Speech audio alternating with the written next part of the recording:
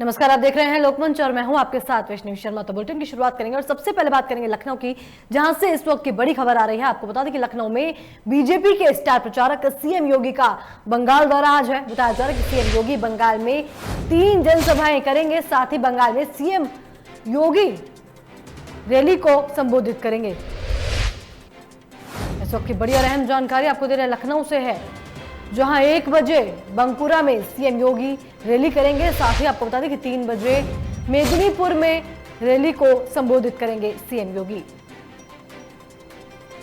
इस वक्त की बड़ी और अहम जानकारी आपको दे रहे हैं लखनऊ से है, जहां आपको बता दें कि आज बंगाल दौरे पर है बीजेपी के स्टार प्रचारक सीएम योगी। जहां आपको बता दें कि सीएम योगी बंगाल में 3 जनसभाएं करेंगे, साथ ही बंगाल में सीएम योगी रैली को भी संबोधित करेंगे।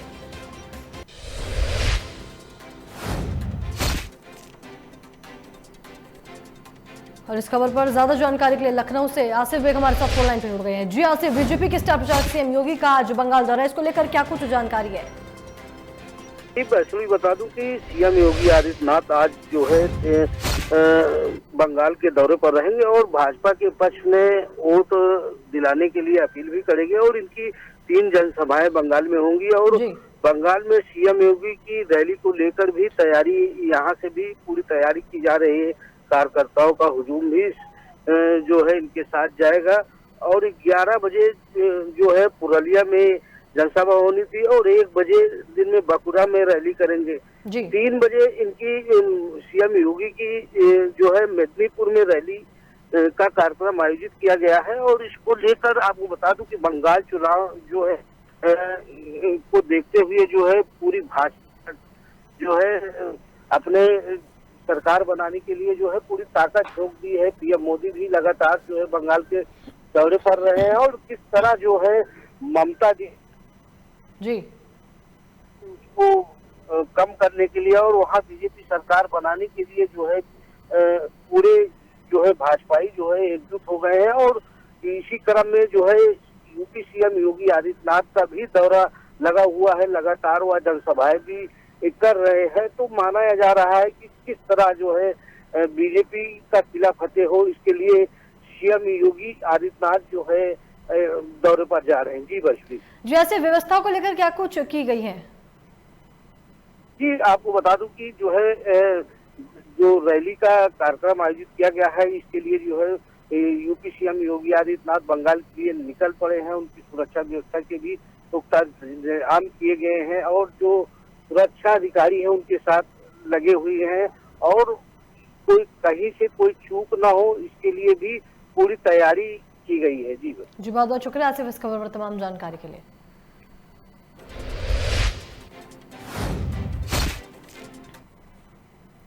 और इस बीच बड़ी खबर आगरा से है, जहां आगरा में उत्तराखंड की राज्यपाल का आगरा दौरा आज है। आपको बता दें कि राज्यपाल बेबी रानी मौर्य सामूहिक विवाह में शामिल होंगी। साथ ही बताया जा रहा है कि 31 निर्धन कन्याओं के विवाह का कार्यक्रम है, जिसमें जो है राज्यपाल बेबी रानी मौर्य शामिल होंगी। वहीं माधुर वैश्य सेवा समिति जो है सामूहिक विवाह का आयोजन करा रही हैं, जिसमें राज्यपाल शिरकत करेंगी। मैं आपको बता दें कि शमशाबाद के एपी इंटर कॉलेज में आयोजन किया गया है।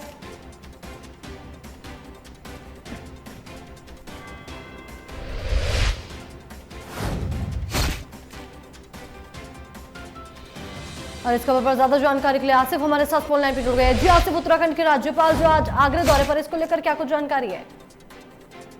तो बता दूं कि आगरा में शमशाबाद के एपी इंटर कॉलेज में सामूहिक विवाह कार्यक्रम का आयोजन किया गया, जिसमें जो है 31 निर्धन कन्याओं का विवाह जो है कार्यक्रम आयोजित किया गया है और यह कार्यक्रम माथुर वैश्य सेवा समिति द्वारा आयोजित किया गया है, जिसमें जो है उत्तराखंड की राज्यपाल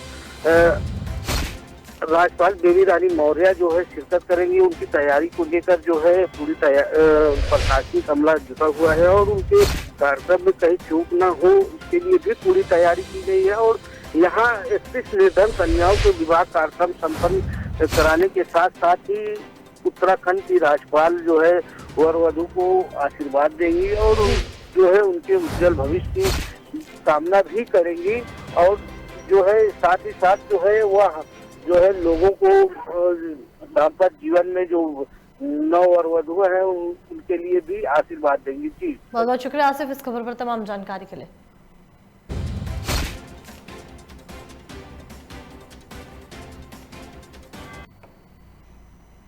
एक तरफ देश में कोरोना महामारी के खिलाफ टीकाकरण अभियान चलाया जा रहा है, वहीं दूसरी तरफ महाराष्ट्र, पंजाब, कर्नाटक, गुजरात और तमिलनाडु में बढ़ते संक्रमण ने एक बार फिर चिंता बढ़ा दी है। आपको बता दें कि लगातार मामले बढ़ते जा रहे हैं और इन्हीं 5 राज्यों में लगातार मामले बढ़ रहे हैं, जिसके बाद महाराष्ट्र सरकार संक्रमण को देखते हुए फिर सख्ती बरतने की तैयारी कर रही है। पुणे, नागपुर और औरंगाबाद ने नाइट कर्फ्यू लगा दिया है। वहीं पंजाब सरकार ने 12वीं और 10वीं कक्षाओं की बोर्ड परीक्षाएं टालने का फैसला लिया है, जबकि मध्य प्रदेश में नाइट कर्फ्यू पर आज फैसला आ सकता है। देश में बढ़ते मामलों को देखते हुए प्रधानमंत्री नरेंद्र मोदी बुधवार को मुख्यमंत्रियों के साथ बातचीत करेंगे। स्वास्थ्य मंत्री कह चुके हैं कि कोरोना से बचाव के उपायों के प्रति लापरवाही से ये मामले बढ़ रहे हैं।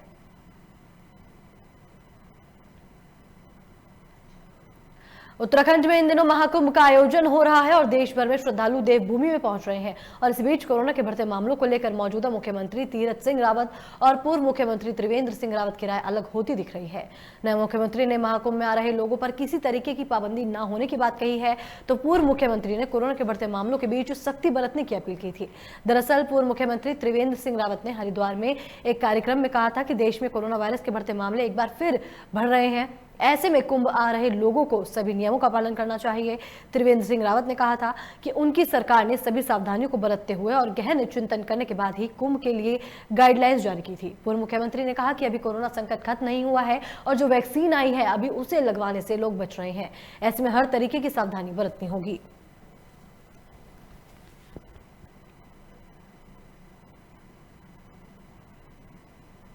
हमने भी यही कहा था कि कुंभ दिव्य भव्य होगा और कोविड गाइडलाइंस का पालन किया जाएगा। अगर आपने उसको पूरा सुना होगा, पढ़ा होगा, तो उसमें उन्होंने भी यही कहा है कि कोविड-19 की जो भी गाइडलाइंस है उसी के अनुसार ये कुंभ होगा। देखिए, कुंभ में जो भी यात्री आते हैं किसी निमंत्रण से नहीं आते, श्रद्धा से आते हैं, आस्था से आते हैं, विश्वास से आते हैं, स्वेच्छा से आते हैं। वो अब भी आएंगे और तब भी आते हैं। महामारी में कोई भी जोखिम ये ठीक नहीं है। आज देश में फिर 25,000 केस रजिस्टर हुए हैं कल, जो बड़ी चिंताजनक है। और पहले 3 राज्यों में चिंताजनक स्थिति थी, आज 7 राज्यों में। आगरा के थाना सदर बाजार में भीम आर्मी ने वसीम रिजवी के खिलाफ तहरीर दी है, जिसमें वसीम रिजवी पर मुकदमा दर्ज करने की बात कही गई है। आपको बता दें कि वसीम रिजवी ने कुरान शरीफ की 26 आयतें हटाने को लेकर माननीय उच्च न्यायालय में SLP दाखिल की थी, जिससे लोगों में आक्रोश देखने को मिला। वहीं भीम आर्मी महानगर अध्यक्ष सईद आलम बबलू ने कहा कि इस मानसिकता के लोग अपने आप को संभाल लें, कुरान आसमानी किताब है।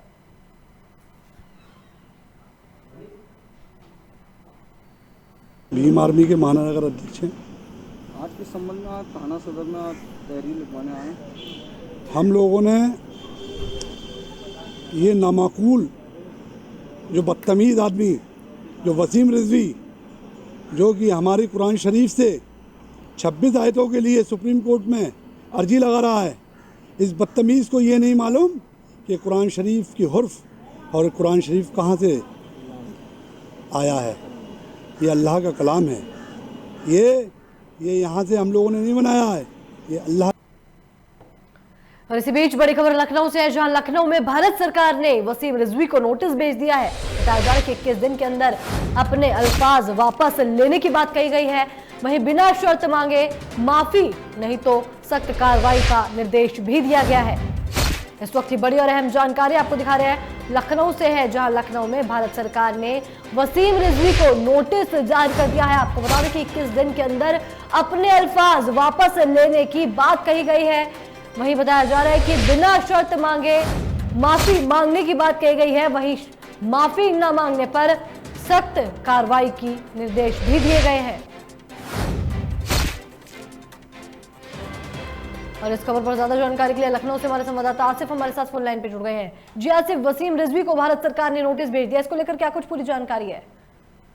जी बिल्कुल, बस भी बता दूं कि वसीम रिजवी अपने बयानों को लेकर हमेशा चर्चा में रहते हैं और इनका बयान जो भी बयान देते हैं अक्सर विवादों के घेरे में रहता है। इस बार जो है इन्होंने काफी बड़ा विवादित बयान दे दिया है, जिसमें कुरान की आयतों को हटाने के लिए इन्होंने जो रिट दायर की है, अपील की है। इसको लेकर जो है मुस्लिम समुदाय में काफी आक्रोश है। आक्रोश का नतीजा यह रहा कि इनके खिलाफ काफी प्रदर्शन हुए, पुतला भी जलाया गया, इनके पोस्टर को पैरों तले कुचला भी गया। साथ ही साथ जो इनके बुजुर्गों की कब्र है उस पर भी तोड़फोड़ की गई। हालांकि पुलिस ने तोड़फोड़ करने वाले लोगों को गिरफ्तार कर लिया। फिलहाल जिस तरह से जो है विरोध प्रदर्शन आ रहा है, इससे साफ तौर पर जाहिर है कि वसीम रिजवी का जो बयान है वह जो है काफी घिनौनाकृत लोग मान रहे हैं। इसको लेकर जो है भारत सरकार ने जो है गंभीरता से लिया है। जो विरोध प्रदर्शन चल रहा है उसको गंभीरता से लेते हुए वसीम रिजवी को नोटिस भेजा गया और साफ तौर पर कहा गया कि 30 दिन के अंदर वसीम रिजवी जो बयान दिए हैं उसको वापस ले और बिना शर्त माफी मांगे, नहीं तो इनके खिलाफ कड़ी से कड़ी कार्रवाई की जाएगी। इसको लेकर अब यह जो नोटिस है इस पर जो है वसीम रिजवी की जो है मुश्किलें बढ़ती दिखाई दे रही है, क्योंकि इनके इस बयान के बाद परिवार में भी इनके घर के परिवारजनों ने भी नाता तोड़ने का ऐलान जो है मीडिया के सामने आकर किया है कि जो कृत्य है वसीम रिजवी का वह माफ करने वाला नहीं है। इसको लेकर जो है तमाम तरह की अटकलें भी है। हालांकि जिस तरह से भारत सरकार ने इस पूरे मामले को गंभीरता से लिया है, माना जा रहा है कि अगर माफी नहीं मांगते तो उनके वसीम रिजवी के खिलाफ कठोर से कठोर कार्रवाई की जाएगी। जी वैष्णवी, बहुत बहुत शुक्रिया आसिफ इस खबर पर तमाम जानकारी साझा करने के लिए।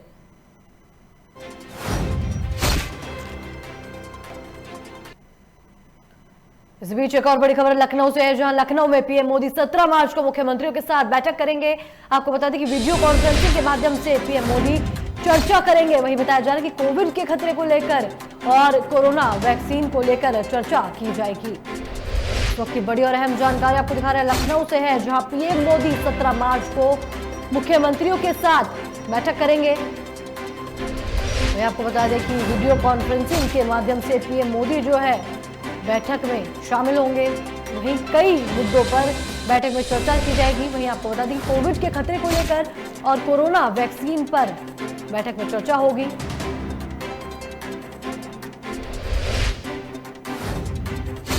और इस खबर पर ज्यादा जानकारी के लिए लखनऊ से हमारे संवाददाता आसिफ हमारे साथ फोन लाइन पे जुड़ गए। जी आसिफ, पीएम मोदी 17 मार्च को मुख्यमंत्रियों के साथ बैठक करेंगे, इसको लेकर क्या कुछ पूरी जानकारी है?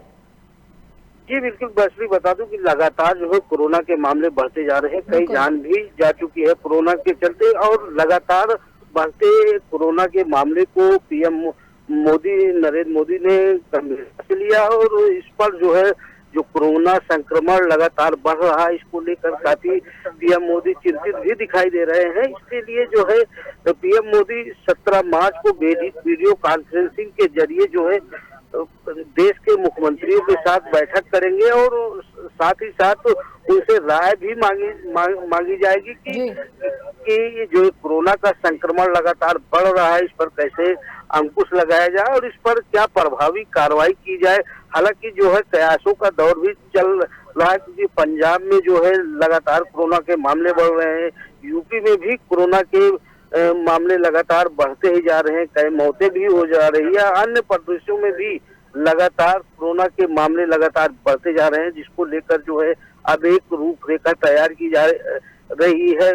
बताया जा रहा है कि आधिकारिक सूत्र बता रहे हैं कि इसको लेकर जो है पीएम मोदी मुख्यमंत्रियों से वार्ता के दौरान जो रायशुमारी होगी उस पर जो है आगे की रणनीति तय की जाएगी। हालांकि यह संशय बरकरार है कि इस कॉन्फ्रेंसिंग के जरिए जो है कहीं लॉकडाउन की प्रक्रिया दोबारा न अपनाई जाए, इस पर भी विचार विमर्श हो सकता है, या फिर नाइट कर्फ्यू लगाया जा सकता है, इस पर भी विचार विमर्श किया जाता है सकता है। हालांकि 17 मार्च की वीडियो कॉन्फ्रेंसिंग के बाद जो है कई अहम फैसले भी लिए जा सकते हैं और साथ ही साथ देश में जो है स्वास्थ्य कर्मी है और कोविड वैक्सीन का टीकाकरण किस तरह लगाया जाएगा इस पर भी तेजी लाने की भी चर्चा जो है मुख्यमंत्री से की जाएगी। जी वैष्णवी, आसिफ बहुत बहुत शुक्रिया इस खबर पर तमाम जानकारी साझा करने के लिए।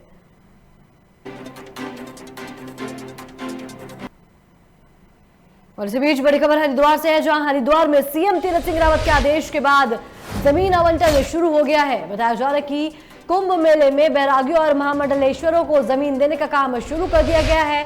साथ ही कुंभ मेला प्रशासन ने पैमाइश भी शुरू कर दी है। इस वक्त की बड़ी जानकारी आपको दे रहे हैं, हरिद्वार से है, जहां सीएम तीरथ सिंह रावत के आदेश के बाद जमीन आवंटन शुरू हो गया है। लगातार अखाड़ों की तरफ से जमीन की मांग की जा रही थी, वहीं कुंभ मेले में बैरागियों और महामंडलेश्वरों को जमीन देने का काम शुरू हो गया है।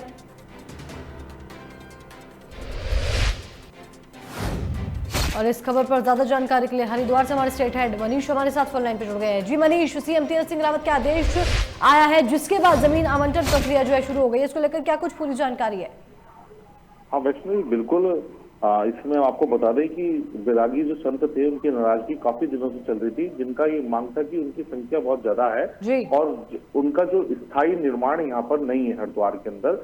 जब भी बैरागी संत हरिद्वार के अंदर आते तो उनको टेंट या इस तरह की सुविधा दे देनी चाहिए, पर इनको समय अनुसार इनकी सुविधा नहीं दी गई। पर जिसको देखते हुए तीरथ सिंह रावत ने ही आदेश जारी करे थे कि तुरंत इनकी व्यवस्था की जाए। और जो मंडल आयुक्त कल से ही हरिद्वार के अंदर है और वो इस समय हरिद्वार के अंदर ही है मंडल आयुक्त, और वो तुरंत इस पे कार्रवाई कर रहे हैं। मेला अधिकारी भी है, मौके पे जो छानबीन चल रही है इस समय। और इस समय जो बैरागी संत है उनका जमीन आवंटन का कार्य भी इस समय चल रहा है। वैष्णवी, हम बता दें। जी, बहुत बहुत शुक्रिया मनीष इस खबर पर तमाम जानकारी के लिए।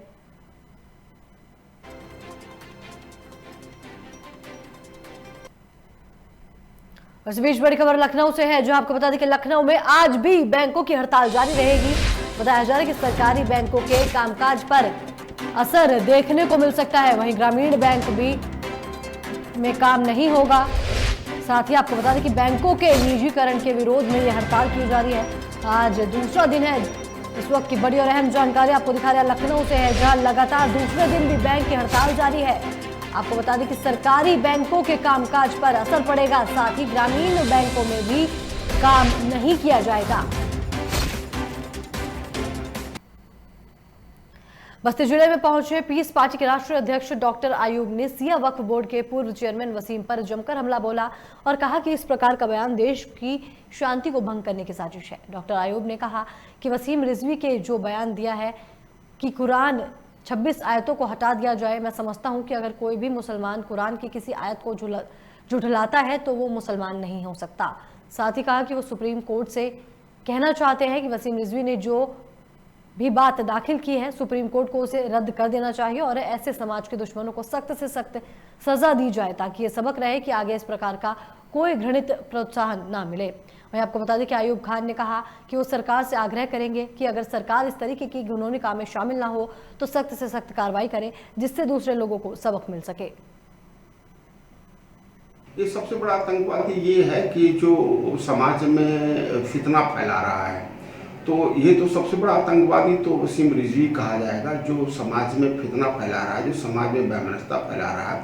मैं समझता हूँ कि सबसे बड़ा आतंकवाद है और ये सबसे घृणित काम है। और किसी भी धार्मिक पुस्तक में समाज को जोड़ने का काम किया जाता है, समरसता पैदा करने का काम किया जाता है। वो इस्लाम तो ये कहता है, कुरान तो ये कहता है कि सारे धर्मों का वो आदर किया जाए, किसी को बुरा भला ना कहा जाए।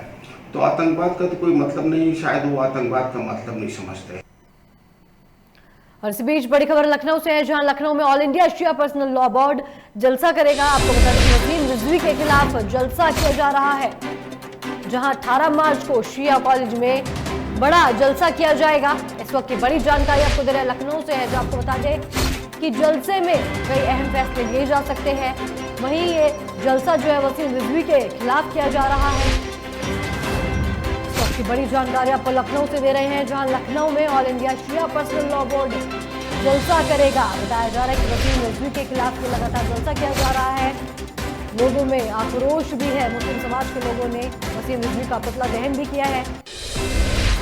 वहीं वसीम रिजवी के बयान के बाद 18 मार्च को शिया कॉलेज में बड़ा जलसा किया जाएगा।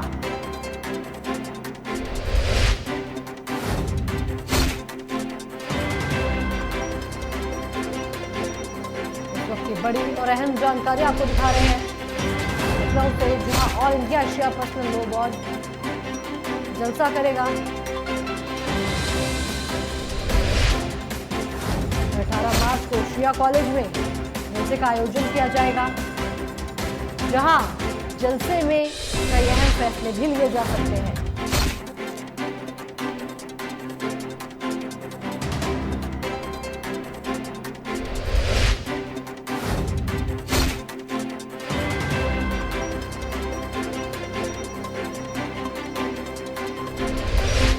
इस खबर पर ज्यादा जानकारी के लिए लखनऊ से हमारे संवाददाता आसिफ हमारे साथ फोन लाइन पर जुड़ गए हैं। जी आसिफ, ऑल इंडिया सिया पटन लॉ बोर्ड जलसा करने की घोषणा की गई है, क्या कुछ पूरी जानकारी है इसको लेकर?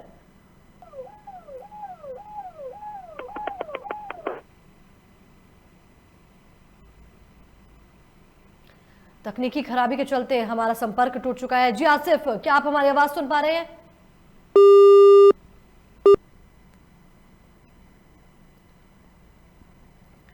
बैंकों के निजीकरण करने के सरकार के फैसले के विरोध में देश भर में 10 लाख बैंक कर्मी 2 दिन की हड़ताल पर चले गए हैं। आपको बता दें कि महोबा जिला मुख्यालय के गांधीनगर स्थित इलाहाबाद बैंक के सामने यूनाइटेड फोरम ऑफ यूनियन की महोबा इकाई संगठन से जुड़े बैंक कर्मियों ने कार्य बहिष्कार कर धरना प्रदर्शन कर रहे हैं। वहीं बैंकों के निजीकरण के विरोध में सोमवार मंगलवार 2 दिनों तक चलने वाले बैंक कर्मियों की हड़ताल की वजह से लोगों को परेशानी हो रही है। खातों में जमा निकासी के साथ ही चेक का निस्तारण भी नहीं हो पा रहा है। वहीं महोबा जिले में बैंक कर्मियों की हड़ताल को देखते हुए ही रविवार को शहरी और ग्रामीण इलाकों में एटीएम में कैश भरवा दिया गया, जिससे कि 2 दिन में लोगों को कैश का संकट न झेलना पड़े। वहीं सरकार की तरफ से बैंकों के निजीकरण के फैसले को लेकर बैंक कर्मी चरणबद्ध तरीके से आंदोलन कर रहे हैं। आपको बता दें कि पिछले दिनों धरना प्रदर्शन के बाद सरकार की तरफ से जब मांगे नहीं मानी गई तो बैंक कर्मियों ने 15-16 मार्च को हड़ताल का फैसला लिया है। 2 दिन की इस हड़ताल की वजह से बैंकों में ताला बंद कर कर्मचारी विरोध जता रहे हैं। निजीकरण के विरोध में हड़ताल है 2 दिवसीय। हमारे यूनाइटेड फोरम ऑफ की ओर से जो है हम लोगों को आह्वान किया गया है और 2 दिन की हड़ताल रहेगी, आज और कल 15-16। आने वाले समय में अगर निजीकरण समाप्त नहीं करती गवर्नमेंट तो आने वाले समय में अनिश्चितकालीन हड़ताल रहेगी। मैं सरकार से मांग करता हूं कि निजीकरण का जो आप षड्यंत्र रच रहे हैं इसको समाप्त करें। और इसी बीच बड़ी खबर लखनऊ से है, जहां लखनऊ में अपर मुख्य सचिव आबकारी संजय और भूसरेड्डी ने बड़ी कार्रवाई की है। बताया जा रहा है कि जिला आबकारी अधिकारी प्रतापगढ़ राजेश सिंह को सस्पेंड कर दिया गया है। साथ ही आपको बता दें कि वरिष्ठ निरीक्षक शंकर लाल को भी सस्पेंड कर दिया गया है। दरअसल बताया जा रहा है कि बीट कांस्टेबल रामभजन सिंह भी सस्पेंड कर दिए गए हैं। इस वक्त की बड़ी और अहम जानकारी आपको दे रहे हैं लखनऊ से है, जहां अपर मुख्य सचिव आबकारी ने बड़ी कार्रवाई की है। बताया जा रहा है कि जिला आबकारी अधिकारी वरिष्ठ निरीक्षक शंकर लाल और बीट कांस्टेबल तीनों को सस्पेंड कर दिया गया है। और इस खबर पर ज्यादा जानकारी के लिए आशीष हमारे ब्यूरो चीफ फोन लाइन पर जुड़ गए हैं। जी आशीष, अपर मुख्य सचिव आबकारी ने बड़ी कार्रवाई करते हुए जिला आबकारी अधिकारी वरिष्ठ निरीक्षक और बीट कांस्टेबल को सस्पेंड कर दिया, क्या कुछ पूरी जानकारी है इसको लेकर? जी वैष्णवी जी, काफी दिनों से सुनने में आ रहा था कि वहां पर काफी दिनों से ये शराब की खरीद फरोख्त को लेकर और अनलीगल तरीके से शराब लाई जा रही थी जी। और इसके पहले इंडिकेट भी किया गया था, वहाँ बताया भी गया था कि इन पर कार्रवाई किया जाए, लेकिन वहाँ पर कोई रोक नहीं हुई इन सब चीजों पर। और काफी शिकायतें जिला स्तर से भी यहाँ पर मुख्यमंत्री कार्यालय आ रही थी और जिस पर यहाँ पर जो अपर मुख्य सचिव है संजय भूसरेड्डी, उन्होंने उस पर कार्रवाई करी और जिला आबकारी अधिकारी, बड़ा नाम होता है ये जिले का, राजेश सिंह है, उनको सस्पेंड किया। साथ ही साथ वरिष्ठ निरीक्षक शंकर लाल को भी किया और जो बीट कांस्टेबल है जिनकी बीट थी, जिनका एरिया था वो रामभजन सिंह, उनको भी वहाँ सस्पेंड कर दिया गया। जी वैष्णवी जी, बहुत बहुत शुक्रिया आशीष इस खबर पर तमाम जानकारी के लिए।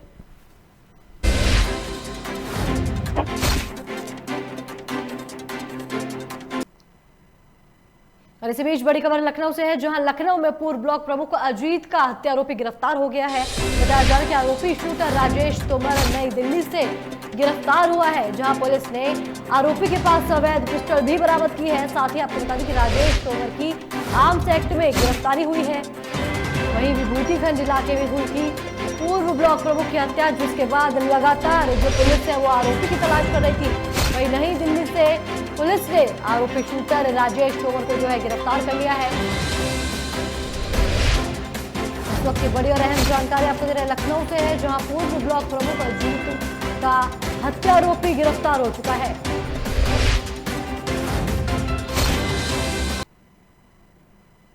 किशनगंज थाना क्षेत्र के सलाम कॉलोनी में अहले सुबह आग लगने से एक ही परिवार के 5 लोगों की जलकर दर्दनाक मौत हो गई। बताया जा रहा है कि आग से जलकर गृह स्वामी नूर बाबू सहित उनके 4 छोटे बच्चे की मौत हो गई, जबकि नूर बाबू की पत्नी बुरी तरीके से झुलस गई है। यह घटना उस वक्त हुई जब परिवार गहरी नींद में था।